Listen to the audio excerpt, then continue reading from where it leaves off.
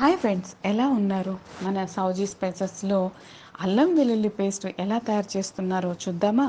ముందుగా నాణ్యమైన అల్లం వెల్లుల్లిని సెలెక్ట్ చేసుకొని వాటర్లో శుభ్రంగా కడిగి ముక్కలుగా చేసుకొని మిక్సీ పెడతాము.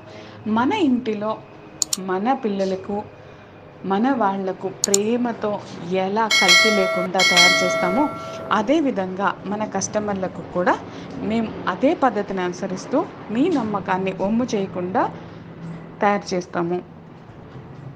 అదేవిధంగా కారపొడులు, oils, cold press oils, pickles, వడియాలు, ఇలా అనేక రకాలవి లభ్యమవుతాయి.